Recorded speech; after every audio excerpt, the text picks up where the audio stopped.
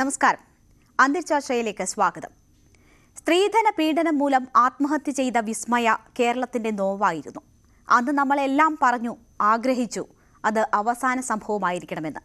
2.5 വർഷത്തിനിപ്പുറം ഷഹ്ന എന്ന യുവ ഡോക്ടറും സമൂഹ മനസാക്ഷിക്ക് വേദനയാവുകയാണ്. സുഹൃത്തായ യുവാവ് സ്ത്രീധനം ആവശ്യപ്പെട്ടതാണ് ആത്മഹത്യയിലേക്ക് നയിച്ചതെന്ന് ബന്ധുക്കൾ പറയുന്നു. ഷഹ്നയുടെ ആത്മഹത്യാക്കുറിപ്പിലും ഈ സൂചനകളുണ്ട്. വിശദമായ അന്വേഷണത്തിനാണ് സർക്കാർ നീക്കം. വിശദമായ അന്വേഷണം നടത്തി റിപ്പോർട്ട് നൽകാൻ മന്ത്രി വീണ ജോർജ് വനിതാ ശിശു വികസന വകുപ്പ് ഡയറക്ടറോട് നിർദ്ദേശിച്ചു.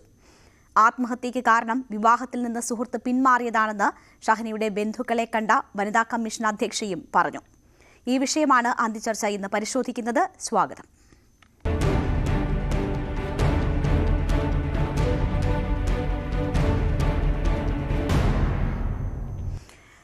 എനിക്കൊപ്പം ഈ വിഷയത്തിൽ ചേരുന്നത് ഈ വാർത്ത റിപ്പോർട്ട് ചെയ്ത ഐശ്വര്യ അനിലും ഡാൻ കുര്യനും ആണ്. ആദ്യം ഐശ്വര്യയിലേക്ക്. ഐശ്വര്യ, 2021 ജൂണിലാണ് വിസ്മയുടെ സംഭവം ഉണ്ടാകുന്നത്. അതിൽ മാതൃകാപരമായ നടപടികളാണ് സർക്കാർ സ്വീകരിച്ചത്. പ്രതിയായ കിരൺകുമാറിന് അയാളുടെ ജോലി നഷ്ടപ്പെടുന്നു. ആ കേസിന്റെ വിചാരണ നടപടികളൊക്കെ വേഗത്തിൽ പൂർത്തിയാക്കുന്നു. അയാൾക്ക് ശിക്ഷ ഉറപ്പാക്കുന്നു. അതൊരു സന്ദേശമാണ്. ഇത്തരം സ്ത്രീധനം ആവശ്യപ്പെടുന്നവർക്കും മറ്റുമൊക്കെയുള്ള സന്ദേശമായിരുന്നു. പക്ഷേ അത് സമൂഹത്തിൽ വലിയ മാറ്റങ്ങൾ വരുത്തുന്നില്ല എന്നത് വേണം. അതേപോലെ തന്നെ ഒരു വിദ്യാസമ്പന്നയായ യുവതിക്ക് ഇങ്ങനെ ഒരു ദുരനുഭവം വിദ്യാസമ്പന്നനായ ഒരു യുവാവിൽ നിന്ന് തന്നെ ഉണ്ടാകുമ്പോൾ നമ്മൾ മനസ്സിലാക്കേണ്ടത്. ഈ സംഭവവുമായി ബന്ധപ്പെട്ട് ബന്ധുക്കൾ എന്താണ് പറയുന്നത്? ഈ കുട്ടിയുടെ സുഹൃത്തുക്കൾ എന്താണ് പറയുന്നത്? എന്താണ് ഇതിന്റെ സാഹചര്യം എന്നാണ് അവർ വിശദീകരിക്കുന്നത്? രേണുക, ഈ വിഷയത്തിൽ കൃത്യമായി ഒരു കാര്യം, അതായത് ബന്ധുക്കളുടെ ഭാഗത്ത് നിന്ന് ഉണ്ടാകുന്ന ഒരു മറുപടി എന്ന് പറയുന്നത് ഷഹനയ്ക്ക് ഇത്തരത്തിൽ മാനസിക സമ്മർദ്ദം ഉണ്ടായിരുന്നു എന്നുള്ളത് ബന്ധുക്കളും സുഹൃത്തുക്കളും ഒരുപോലെ സമ്മതിക്കുന്ന ഒരു കാര്യമാണ്. പക്ഷെ അതിനപ്പുറത്തേക്ക് ഇന്ന് വനിതാ കമ്മീഷൻ അധ്യക്ഷ എത്തിയപ്പോൾ ഷഹനയുടെ അമ്മ നേരിട്ട് പറഞ്ഞത് ഈ വിവാഹത്തിൽ നിന്ന് അല്ലെങ്കിൽ വിവാഹത്തിൽ നിന്ന് പിന്മാറാനുള്ള കാരണം ഈ സ്ത്രീധനം കൊടുക്കാൻ കഴിയാത്തതാണ്, അല്ലെങ്കിൽ ഇത്രയധികം തുക ആവശ്യപ്പെട്ടത് നൽകാൻ കഴിയാത്തത് കൊണ്ട് മാത്രമാണ് ഷഹനയ്ക്ക് വന്ന ഈ വിവാഹാലോചന. ഈ ഷഹനയുടെ പ്രണയമായിരുന്നു. അതുകൊണ്ട് തന്നെ ആ വിവാഹാലോചനയിൽ നിന്ന് പിന്മാറാനുണ്ടായ സാഹചര്യം ഈ ഇത്തരത്തിൽ ഉയർന്ന ഒരു സ്ത്രീധനം തന്നെയാണ് എന്ന് ഷഹനയുടെ അമ്മ തന്നെ നേരിട്ട് വനിതാ കമ്മീഷൻ അധ്യക്ഷയോട് വ്യക്തമാക്കിയിട്ടുണ്ട്. എന്തായാലും ഇക്കാര്യത്തിൽ ഇനി സുഹൃത്തുക്കളും ഒപ്പം ബന്ധുക്കളും പറയുന്നതിനൊക്കെ അപ്പുറത്തേക്ക് സമൂഹത്തിന്, നേരത്തെ രേണുക സൂചിപ്പിച്ചതുപോലെ ഒരുപക്ഷെ ഈ കഴിഞ്ഞ അല്ലെങ്കിൽ മുൻപ് 2 വർഷം മുമ്പ് ഈ ഒരു സംഭവം ഉണ്ടാകുന്നു, മാതൃകാപരമായ നടപടി ഉണ്ടാകുന്നു. പക്ഷെ അതിൽ ഒന്നും, അല്ലെങ്കിൽ സമൂഹം മാറുന്നില്ല എന്നുള്ളത് തന്നെ. വീണ്ടും ഇത്തരത്തിൽ സ്ത്രീധനം ചോദിക്കുന്നു. അത് കുറ്റകരമാണ് എന്നറിയാം, ശിക്ഷാർഹമാണ് എന്നറിയാം. പക്ഷേ അതിനപ്പുറത്തേക്ക് വീണ്ടും സ്ത്രീധനം കൊടുക്കാനും വാങ്ങാനും ഒക്കെ തയ്യാറാകുന്ന ആളുകൾ നമ്മുടെ സമൂഹത്തിലുണ്ട് എന്നുള്ളത് ഞെട്ടലുളവാക്കുന്നതാണ്. കഴിഞ്ഞ ദിവസം ഈ 26 വയസ്സ് മാത്രം പ്രായമുള്ള ഷഹനയുടെ മരണം റിപ്പോർട്ട് ചെയ്യുമ്പോൾ ഏറ്റവും വിഷമം തോന്നുന്നതും അതുതന്നെയാണ്. കാരണം ഇത്തരത്തിൽ ഒരു പ്രണയമുണ്ടായിരുന്നു. അതിനു മുൻപും ഷഹനയ്ക്ക് ഡിപ്രഷൻ ഉണ്ടായിരുന്നു എന്നറിയുന്നു. 3 വർഷം മുൻപാണ് ഷഹനയുടെ പിതാവ് മരണപ്പെട്ടത്. അതിനുശേഷം മാനസിക പ്രശ്നങ്ങളുണ്ടായിരുന്നു, അതായത് മാനസികമായ ബുദ്ധിമുട്ടുകൾ ഉണ്ടായിരുന്നു. ഏറ്റവും ഒടുവിൽ ഒരു പ്രണയം നഷ്ടപ്പെട്ടതിൻ്റെ ഒരു വേദന കൂടി ഉണ്ടായിരുന്നു. കൃത്യമായി ഈ ആത്മഹത്യാ കുറിപ്പിൽ കൂടി ഷഹന അത് പറഞ്ഞു വെക്കുന്നു. കാരണം തനിക്ക് ഇത്രയും വലിയ തനിക്ക് അച്ഛനില്ല, തനിക്ക് ആശ്രയിക്കാൻ ആരുമില്ല, ഒപ്പം ഇത്രയും വലിയ സ്ത്രീധന തുക നൽകാൻ ആരുമില്ല. അതുകൊണ്ട് ഈ സ്നേഹബന്ധത്തിനൊന്നും ഒരു വിലയുമില്ല, പണമാണ് എല്ലാത്തിലും വലുത് എന്ന് പറഞ്ഞുകൊണ്ടാണ് ഷഹന ആത്മഹത്യ ചെയ്യുന്നത്. അവിടെ നിന്ന് കണ്ടെടുത്ത ആത്മഹത്യാ കുറിപ്പിൽ അക്കാര്യമാണ് വ്യക്തമാക്കുന്നത്. എന്തായാലും ഇക്കാര്യത്തിൽ ഇനിയൊരു വിശദമായ അന്വേഷണം നടക്കട്ടെ. ഇത്തരത്തിലുള്ള അനുഭവം ആ കുട്ടിക്ക് ഇതുവരെയും അവർ രേഖാമൂലം ഇക്കാര്യത്തിൽ പരാതി നൽകാൻ തയ്യാറായിട്ടില്ല എന്നതാണ്.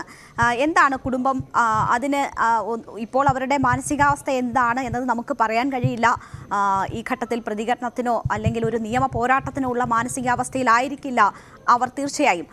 എങ്കിൽ പോലും ഇന്ന് വനിതാ കമ്മീഷൻ അധ്യക്ഷ ഉൾപ്പെടെയുള്ളവർ അവിടെ എത്തുന്നു. ഇവർ കാര്യങ്ങളൊക്കെ പറയുന്നുണ്ട്. എങ്കിൽ പോലും ഒരു പരാതി നൽകിയിട്ടില്ല എന്നത് എന്തുകൊണ്ടാണ്?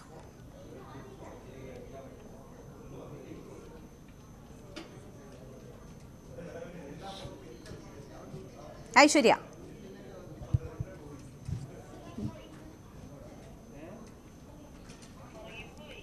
ചോദ്യം ഒന്നുകൂടി ആവർത്തിക്കാമോ രേണുക? ഐശ്വര്യ, ഇവര് ഇതുവരെ രേഖാമൂലം ഒരു പരാതി നൽകിയിട്ടില്ല.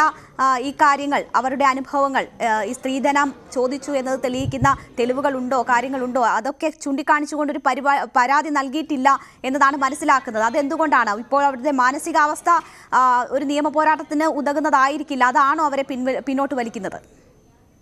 തീർച്ചയായും രേണുക, ഈ ഘട്ടത്തിൽ ഒരു പരാതി നൽകാൻ കുടുംബം തയ്യാറായിട്ടില്ല. കാരണം തങ്ങൾക്ക് ഇതിന്റെ ഒരു സത്യാവസ്ഥ അറിയണം എന്നതിനപ്പുറത്തേക്ക് മറ്റൊരാളെയും ഇത്തരത്തിൽ ഒരു കേസിലേക്ക് വലിച്ചിഴയ്ക്കാനോ അല്ലെങ്കിൽ പരാതിപ്പെടാനോ ഒന്നും താല്പര്യമില്ല. മാത്രമല്ല ഇത്തരത്തിൽ ഉള്ള ഒരു മാനസികാവസ്ഥയിലുമല്ല. കാരണം നമ്മൾ തന്നെ പലതവണ ഇവരുടെ കുടുംബവുമായി ബന്ധപ്പെട്ടു, എന്താണ് അവർക്ക് മാധ്യമങ്ങളോട് പറയാനുള്ളത്, അല്ലെങ്കിൽ നമ്മളോട് എന്താണ് സംസാരിക്കാനുള്ളത്, എന്താണ് ഇതിന്റെ സത്യാവസ്ഥ എന്നറിയാൻ വേണ്ടി. പക്ഷെ അപ്പോഴൊന്നും മാധ്യമങ്ങളോട് പ്രതികരിക്കാൻ കുടുംബം തയ്യാറായില്ല എന്നുള്ളത് തന്നെയാണ്. കാരണം അത്ര മോശമാണ് അവരുടെ മാനസികാവസ്ഥ. ഇന്ന് പോലീസ് മൊഴിയെടുക്കാൻ ചെല്ലുമ്പോഴും അത് തന്നെയായിരുന്നു സാഹചര്യം. ആ സാഹചര്യത്തിൽ അവർ കൂടുതൽ കാര്യങ്ങൾ വെളിപ്പെടുത്താനും തയ്യാറായിട്ടില്ല. എന്തായാലും വരും ദിവസങ്ങളിൽ പോലീസ് ഒന്നുകൂടി മൊഴിയെടുക്കും. ഒരുപക്ഷെ അതുകൊണ്ട് തന്നെ ആ മാനസികാവസ്ഥ തന്നെ ആയിരിക്കണം ഈ പരാതി അടക്കമുള്ള കാര്യങ്ങളുമായി മുന്നോട്ട് പ്രവചിക്കാനാകില്ല. വലിയ പ്രതീക്ഷകളോട് കൂടി വളർത്തിക്കൊണ്ടുവന്ന ഒരു മകളാണ്. നിറയെ പ്രതീക്ഷകളായിരുന്നു.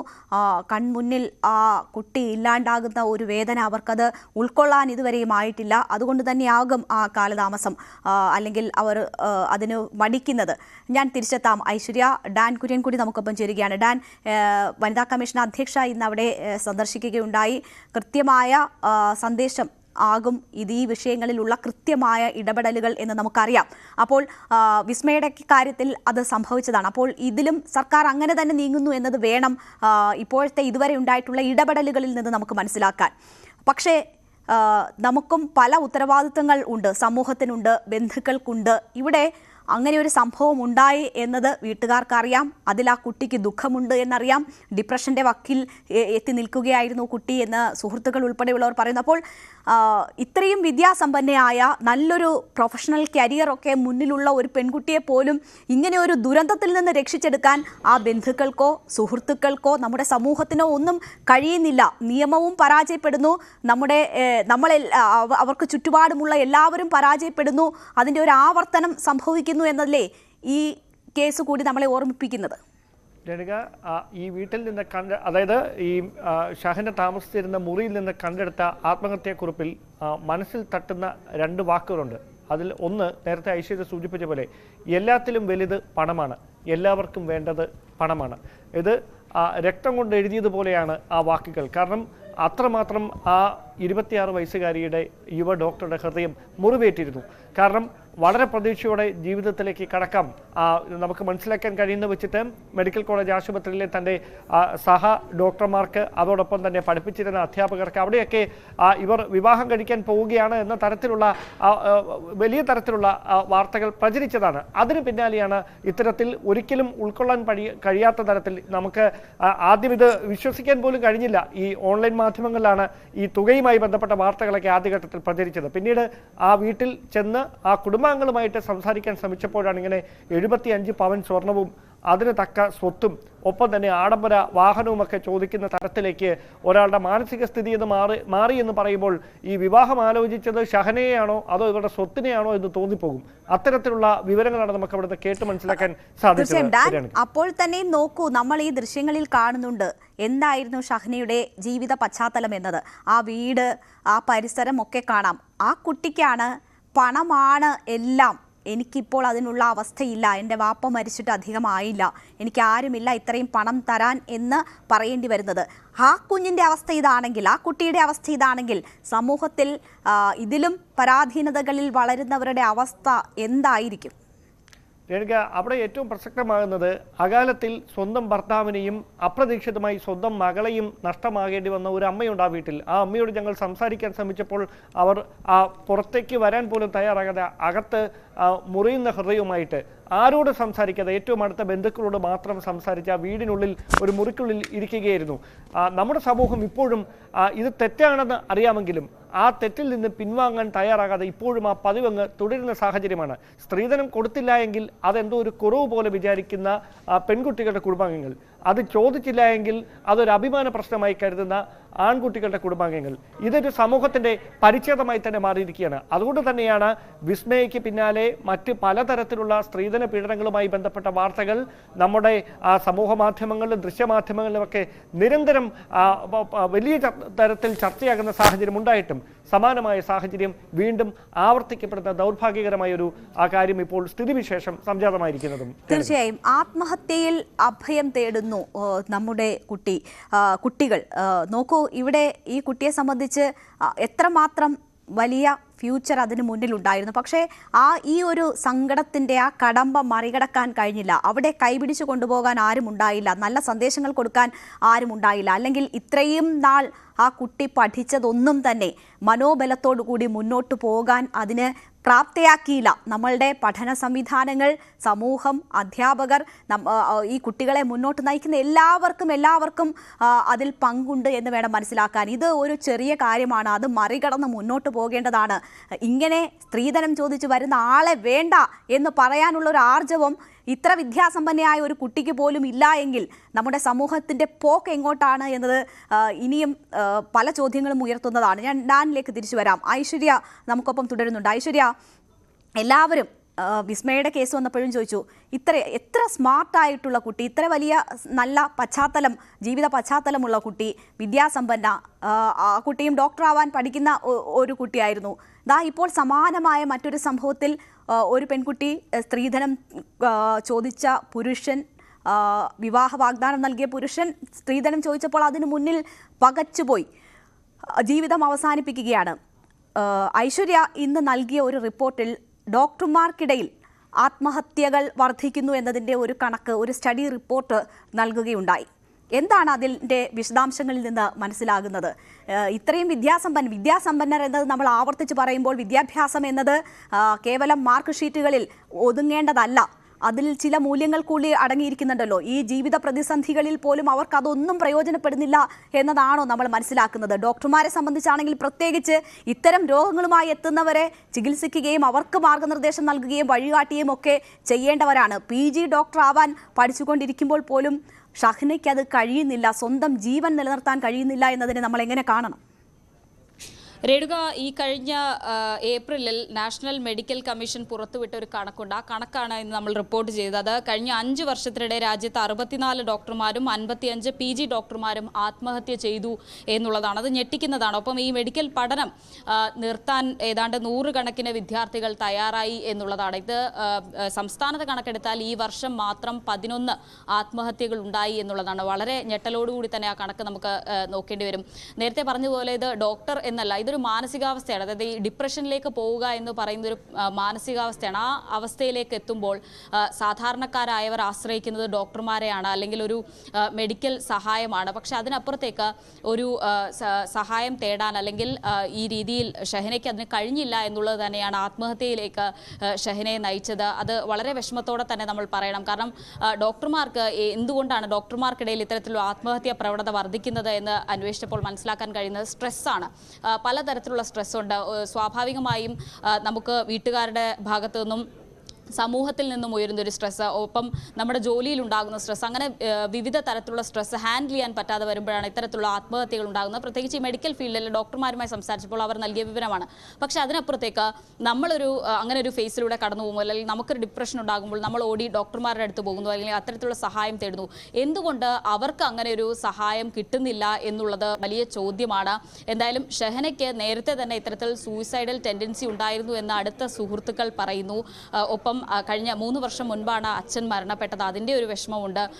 അതിനുശേഷമാണ് ഇപ്പോൾ ഈ പ്രണയം നഷ്ടപ്പെട്ടതിൻ്റെ, അല്ലെങ്കിൽ ആ വിവാഹാലോചന മാറ്റിവെക്കേണ്ടി വന്നതിൻ്റെ, അതും സ്ത്രീധനത്തിൻ്റെ പേരിൽ മാറ്റിവെക്കേണ്ടി വന്നതിൻ്റെ ഒരു വിഷമം കൂടി ഉണ്ടാകുന്നത്. അതുകൊണ്ട് നമ്മൾ പറയാറുണ്ട്, നമ്മളുടെ മറ്റെല്ലാ രോഗങ്ങൾക്കും നമ്മൾ മരുന്ന് വാങ്ങും, പക്ഷേ മനസ്സിനെ ബാധിക്കുന്ന, നമ്മളെ മുന്നോട്ട് ചലിപ്പിക്കണമെങ്കിൽ മനസ്സ് ശക്തമായിരിക്കണം. പക്ഷേ അതിനെ ബാധിക്കുന്ന വിഷയങ്ങൾ വരുമ്പോൾ അതൊരു രോഗമാക്കി കാണാനോ അതിന് ചികിത്സ തേടാനോ പലരും മടിക്കുന്നു എന്നത് നമ്മൾ കാണാറുണ്ട്. പക്ഷേ ഇവിടെ ഒരു ഡോക്ടർ എന്ന നിലയിൽ ഷഹ്നയ്ക്ക് അതിനെക്കുറിച്ച് അറിവുണ്ടാകേണ്ടതാണ്, ഷഹ്നയുടെ കൂട്ടുകാർക്ക് അറിവുണ്ടാകേണ്ടതാണ്.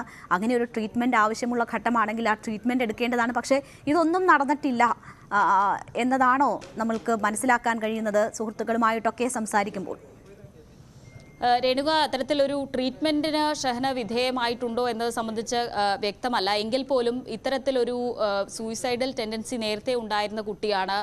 ഈ കഴിഞ്ഞ ദിവസം, അതായത് 4-ാം തീയതി വൈകിട്ട് നൈറ്റ് ഷിഫ്റ്റിൽ ഡ്യൂട്ടിയിൽ എത്തേണ്ട ആളാണ്. പക്ഷേ അന്ന് ഷഹന ഡ്യൂട്ടിക്ക് എത്തുന്നില്ല. തുടർന്ന് സുഹൃത്തുക്കൾ നടത്തിയ അന്വേഷണത്തിലാണ് മെഡിക്കൽ കോളേജിന് സമീപത്തെ ഫ്ളാറ്റിൽ, വാടകയ്ക്ക് താമസിക്കുന്ന ഫ്ളാറ്റിൽ ഷഹനയെ മരിച്ച നിലയിൽ കണ്ടെത്തിയത്. ഒപ്പം ഒരു ആത്മഹത്യാക്കുറിപ്പും കണ്ടെടുത്തത്. എന്ത് മാനസികാവസ്ഥയിലാണ് അന്ന് വൈകുന്നേരം ഷഹന അത് ചെയ്തത് എന്നതടക്കമുള്ള കാര്യങ്ങൾ വ്യക്തത വരേണ്ടതുണ്ട്. പക്ഷേ ചില കാര്യങ്ങൾ പോലീസിന് അതിൽ നിന്ന്, ഈ സ്ത്രീധനം അടക്കമുള്ള വാക്കുകൾ ആത്മഹത്യാക്കുറിപ്പിലുണ്ട്.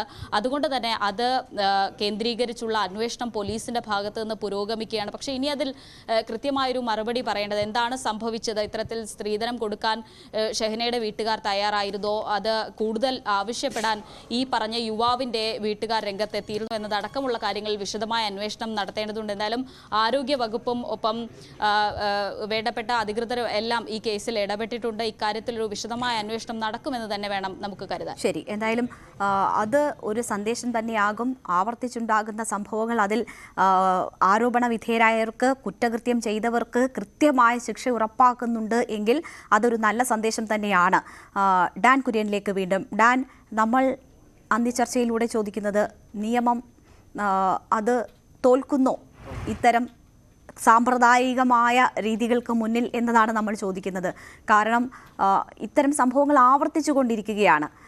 ഇവിടെ ഡിജിറ്റലായിട്ടൊക്കെയുള്ള തെളിവുകൾ ഒരു പക്ഷേ ഈ കാര്യത്തിൽ ഉണ്ടാകാം. വിവാഹ വാഗ്ദാനം നൽകി പറ്റിക്കുക, സ്ത്രീധനം ചോദിക്കുന്നത് കുറ്റകരമാണ്, അത് ചോദിക്കുക, അതൊക്കെ ചെറിയ ശിക്ഷകളാണ് എങ്കിൽ പോലും അത് ഉറപ്പുവരുത്താവുന്ന കുറ്റകൃത്യമാണ്.